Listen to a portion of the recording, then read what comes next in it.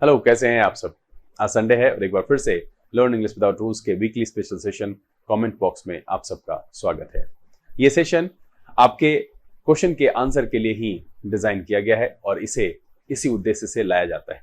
जी हाँ, मुझे पता है बहुत सारे बच्चों के सवाल बहुत लंबे समय से अपने आंसर का इंतजार कर रहे हैं और मैं कमेंट बॉक्स का सेशन पिछले महीने लेकर के उपस्थित नहीं हो पाया। इसलिए आज यहाँ पर 2-3 ऐसे महत्वपूर्ण सवाल हैं जिनका जवाब मैं यहाँ पर दूंगा और काफी विस्तार से दूंगा।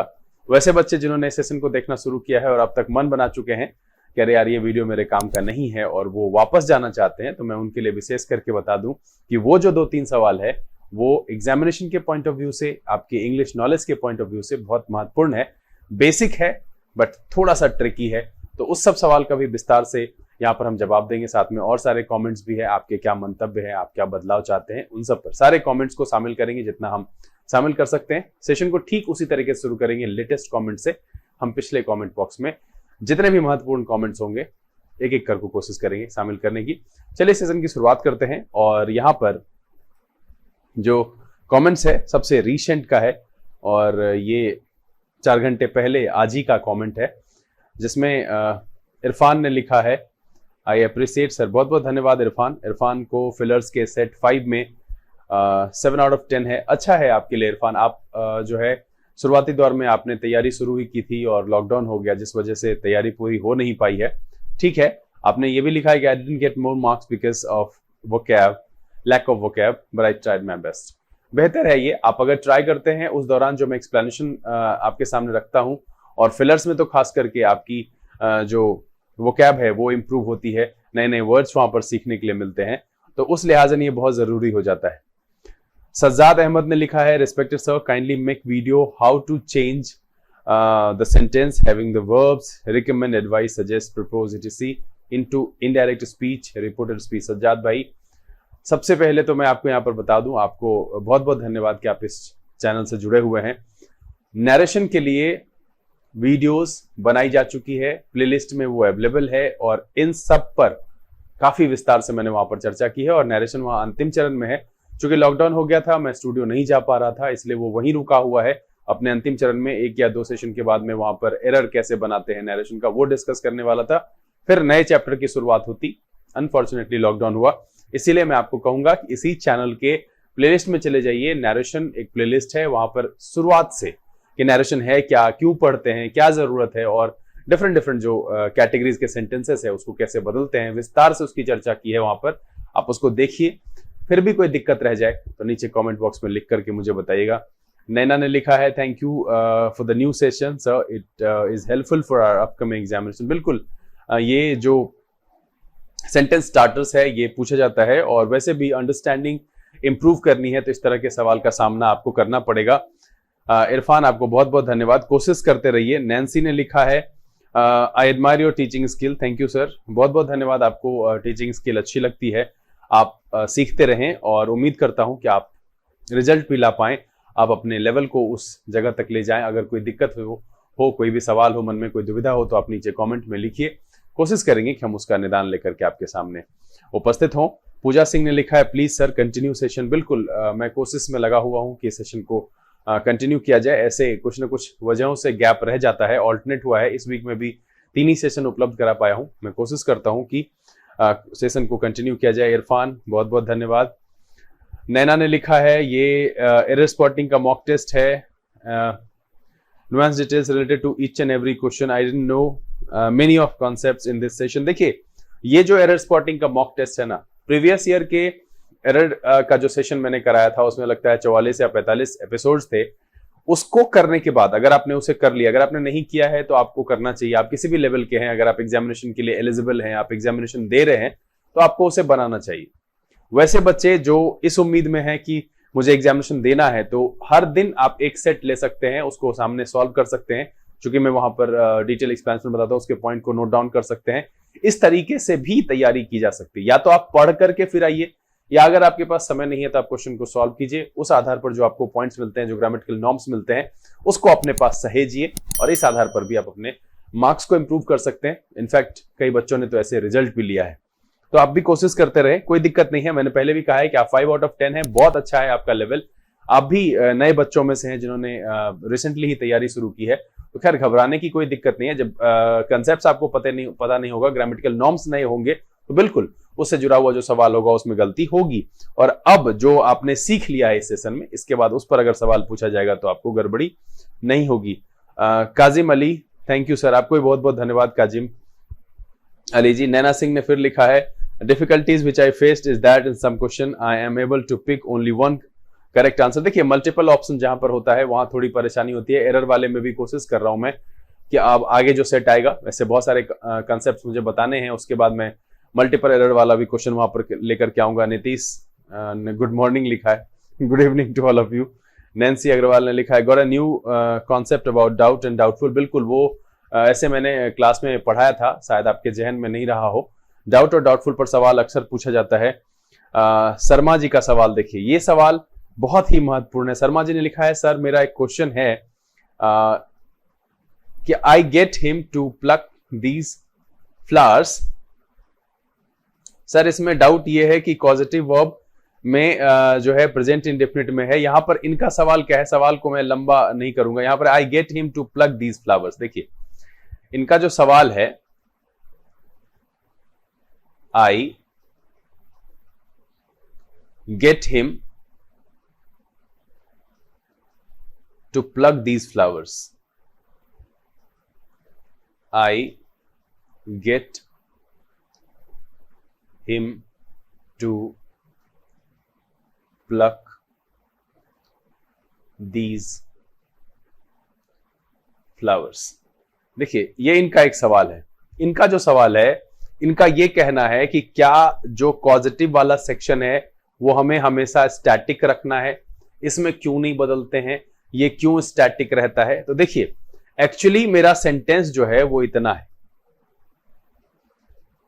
अगर हम इसको दूसरे तरीके से पॉजिटिव को छोड़ दें, शर्मा जी ध्यान से समझिएगा कि अगर हम इस पॉजिटिव को यहां पर छोड़ दें और इससे एक साधारण सेंटेंस बनाएं तो हम ऐसे लिख सकते हैं ना, लेकिन ऐसे ही इसका मीनिंग सेम हो ऐसे जरूरी नहीं है। हम हिम की मदद से, नहीं ही मेरा सब्जेक्ट है जो कि फूल तोड़ेगा, उसके लिए उसको मनाया गया, लाया गया। I get him to pluck these flowers, तो उसमें क्या है ना कि किसी को मनाया, हमने कोई काम करवाया किसी के माध्यम से। तो देखिए काम करने वाला कौन है, ये है, आई नहीं है। और यहां पर काम किस पर हो रहा है, तो दीज फ्लावर्स पर हो रहा है। चलिए, he is to pluck these flowers. अब आप इसे कैसे बदलेंगे, आप इस दीज फ्लावर्स को इधर लाएंगे, है ना, क्या करेंगे, दीज फ्लावर्स को आप इधर लाएंगे, है ना, और आर टू बी प्लक्ड, यही बनेगा। तो आपने क्या किया है कि इस हिस्से को बदला है। पॉजिटिव वाला जो सेंटेंस होता है वो सिर्फ एक विशेष प्रकार का प्रभाव होता है। वो ये कहा जाता है कि डोअर और रिसीवर जो है उसमें डोअर को किसी के द्वारा मनाया गया है, किसी भी तरीके से वो उपलब्ध कराया गया है, इसीलिए ये हिस्सा स्टैटिक रह जाता है। आप समझिए कि इसमें हमने जिस हिस्से को बदला है उसी हिस्से को आपके यहां जो आपने आंसर भी लिख रखा है कि I get these flowers plucked, तो ये जो आपने यहां पर बनाया, क्यों बनाया ये समझिए कि यहां पर है कि I get him to pluck these flowers, I get these flowers to be plucked, ये भी लिख सकते हैं, और I get these flowers plucked ये भी लिख सकते हैं, कोई दिक्कत नहीं है वहां पर।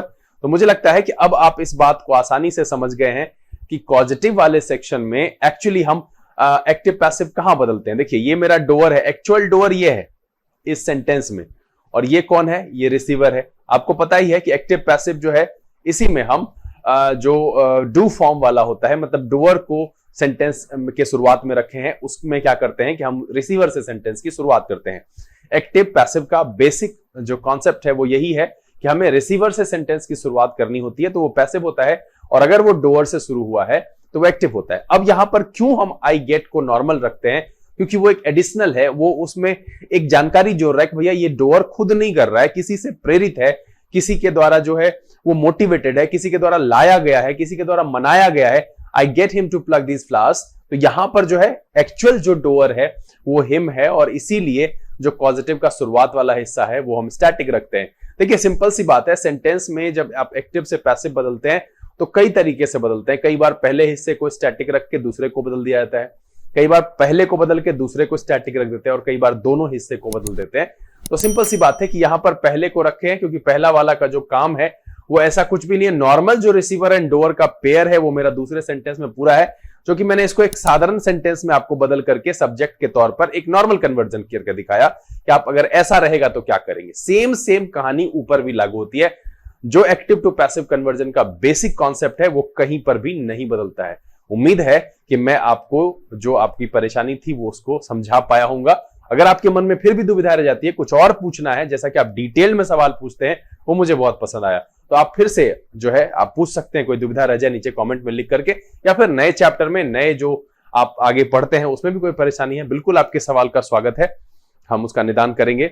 दीक्षा Nimje, taught bank exam oriented topic also. मैं पढ़ा ही रहा हूं, आपने पॉजिटिव वाले को देखा है। दीक्षा जी आप प्लेलिस्ट में चले जाइए, वहां पर आपको अगर एसबीआई के लिए भरी है तो एसबीआई स्पेशल में भी मिलेगा। इधर मैं जो करा रहा हूं एरर स्पॉटिंग का मॉक टेस्ट, वो एग्जामिनेशन ओरिएंटेड ही है। अब यहाँ पर बहुत सारे बच्चों के मन में होता है कि मैं एसएससी वाले बच्चे पर ध्यान नहीं देता हूं। देखिए इंग्लिश जो है ना वो बैंक और एसएससी में दोनों एक ही जैसा पूछता है, ग्रामेटिकल कॉन्सेप्ट सेम, लेवल जो होता है सवाल का ऊपर या नीचे। तो समझिए कि अगर आप टफ क्वेश्चन को सॉल्व कर लेते हैं तो उससे जो नॉर्मल क्वेश्चन है, जो उससे आसान सवाल है, उसको आप आसानी से बना सकते हैं। तो एसएससी वाले अगर आप मेरे साथ जुड़े हुए रहते हैं तो आपको कहीं से भी मैं दरकिनार नहीं कर रहा हूं। जो एरर है वो भी पूछा जाता है आप लोगों में, फिलर्स में बता रहा हूं वो भी पूछा जाता है, सेंटेंस इंप्रूवमेंट आप लोगों में बहुत ज्यादा पूछा जाता है, इडियम्स एंड फ्रेजेस में बताता हूं वो भी पूछा जाता है। तो बिल्कुल ये दोनों के लिए बैलेंस्ड है। मेरा जो मैं यहाँ पर कंटेंट डिजाइन करता हूं उसमें ये ध्यान रखता हूं कि हर तरह के बच्चे, चाहे आप सुपर बिगनर हैं, इंटरमीडिएट है, एडवांस लेवल के हैं, सबका जो है जो जरूरी है वो यहां से पूरा हो सके, मैं वैसा ही रखता हूं और कोशिश करता हूं कि हर एक बारीकी को डिटेल से आपके सामने रखूं। तो बिल्कुल मैं किसी को भी दरकिनार नहीं कर रहा हूं। और दीक्षा जी बिल्कुल ये एग्जाम ओरिएंटेड ही पढ़ाता हूं। देखिए अब ग्रामर बहुत कम है, अब नॉर्मली जब खुलेगा सब कुछ, यहाँ पर घोषणा हो जाएगी खुलने की, मैं स्टूडियो जा पाऊंगा, तब फिर वहां पर जो है ग्रामर के चैप्टर। श्रेया 7 आउट ऑफ 10, कोशिश कीजिए श्रेया की और बेहतर हो। एरर स्पॉटिंग में इतना कम आपसे उम्मीद नहीं करते हैं। कुछ ऐसे बच्चे हैं जिनसे उम्मीद है कि आप कम से कम 8+ में रहें, 7 में नहीं आए। नैना बहुत बहुत धन्यवाद, शिवम आपको भी बहुत बहुत धन्यवाद।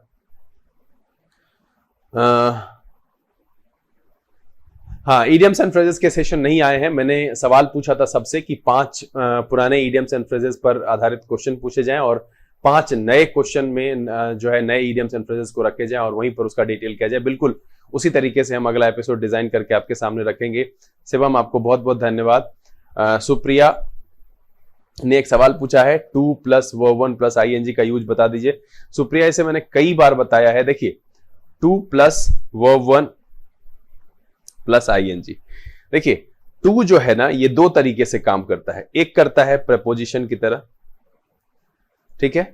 जब ये प्रेपोजिशन की तरह काम करता है तो इसके साथ सारे नॉर्म्स जो होते हैं वो नॉर्मल होते हैं। प्रेपोजिशन के बाद वर्बियल नाउन जो है वो यूज हो सकता है या नॉर्मल नाउन जो है वो यूज हो सकता है, ये आप जानते हैं। ये जो है ये वर्बियल नाउन है, ये जेरंड की तरह इस्तेमाल होता है। तो हम जैसे हम करते हैं आफ्टर स्टेइंग, तो इस तरीके से जो है प्रेपोजिशन के बाद वर्ब 1 + ing, मतलब वर्ब से बने हुए नाउन हम रख सकते हैं, नॉर्मल नाउन भी रख सकते हैं। तो उसी तरीके से अगर मेरा 2 जो है वो प्रेपोजिशन की तरह इस्तेमाल हो रहा है तो हम उसके साथ जो है वर्ब 1 + ing इस्तेमाल करते हैं। जैसे आप एक सेंटेंस देखिए, आई एम यूज्ड टू, अब ये यूज्ड टू जो है ये इसके साथ जुड़ा हुआ है तो यहां पर हो जाएगा ड्राइविंग इन लंदन, ठीक है, ड्राइविंग इन लंदन। यहां पर 2 जो है वो इसके साथ, इस वर्ब के साथ जुड़ा हुआ नहीं है, वो एक प्रेपोजिशन की तरह इस्तेमाल हो रहा है। दैट्स व्हाई हमने यहां पर वर्ब 1 + ing रखा है। अब देखिए कि अगर ये इन्फिनिटिव मार्कर, यानी इन्फिनिटिव मार्कर कहने का मतलब है कि इन्फिनिटिव के कॉम्बो के तौर पर आएगा, तब ये ऑलवेज 2 + v1 होगा। और इस केस में 2 जो है वो अकेला एग्जिस्ट ही नहीं करता है। इन्फिनिटिव का जो 2 है वो वैल्यूलेस है, वो उसके साथ है, नाउन की तरह काम करता है। जैसे आप देखिए कि I am about to go. अब यहां पर देखिए कि ये है मेरा प्रेपोजिशन, ये मेरा प्रेपोजिशन नहीं है, ये है नाउन। ये क्या है, मेरा नाउन है। तो आप इस बात को समझिए कि अगर हम 2 को प्रेपोजिशन की तरह इस्तेमाल कर रहे हैं, इन दैट केस वो प्रेपोजिशन के सारे नॉर्मल नॉर्म्स को फॉलो करेगा। अगर हम 2 का प्रयोग इन्फिनिटिव पैकेज यानी कि 2 + v1 एक साथ आएगा, जहां पर कि 2 को आप प्रेपोजिशन नहीं कहेंगे, वो प्रेपोजिशन नहीं होता है। 2 + V1 एक कॉम्बो है, एक प्रेपोजिशन एक वर्ब का, जो कि फाइनली नाउन होता है, जिसको इन्फिनेटिव कहते हैं। और देखिए यहां पर जो है ये नाउन इक्विवेलेंट है और ये है मेरा प्रेपोजिशन। तो इस बात को ध्यान में रखते हुए आपको यूज करना है। आप न्यूज़पेपर पढ़ने के दौरान इसको गौर कर सकते हैं, मैं सवाल बताता हूं वहां पर भी गौर कर सकते हैं। उम्मीद करता हूं कि आपके सवाल का निदान मैं कर पाया और आप इसे समझ गए होंगे। नैना बहुत बहुत धन्यवाद, नैन्सी आपको बहुत बहुत धन्यवाद। सुस्मिता आजकल गायब हैं, सुस्मिता, संगम, जितने भी बच्चे हैं, मुझे नहीं लगता है, पता नहीं आपको इस चैनल से बेहतर चैनल उपलब्ध है, फिर भी मैं आपको कहूंगा कि मैं आपके लेवल को समझता हूं, क्योंकि मैं आपका ऑफलाइन टीचर रह चुका हूं। तो आप सबको ये सेशन देखना चाहिए, ये आपके लिए काफी फायदेमंद है। और सेशन को जितना ज्यादा आप लाइक कर दें, जो है उसको ज्यादा से ज्यादा शेयर कर दें, एक दूसरे को बता दें। अगर आप नए हैं, आपने चैनल सब्सक्राइब नहीं किया और बिना सब्सक्राइब किए हुए देखते हैं, तो प्लीज सब्सक्राइब कर लीजिए और बेल आइकन जरूर प्रेस कीजिएगा, नोटिफिकेशन को ऑल पे रखिएगा, ताकि यहाँ से जो भी वीडियो अपलोड होगी उसकी नोटिफिकेशन आपको मिलेगी और कोई भी वीडियो आपका मिस नहीं होगा। MD तबरेज आपको बहुत बहुत धन्यवाद।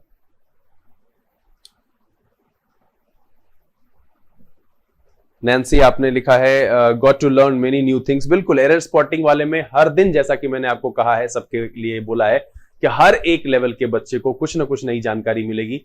ये भी फिर यहाँ पर अगला सेशन भी हम लाएंगे बहुत जल्द, वो भी डिजाइन हो रहा है, क्वेश्चन हम उसके चुन रहे हैं।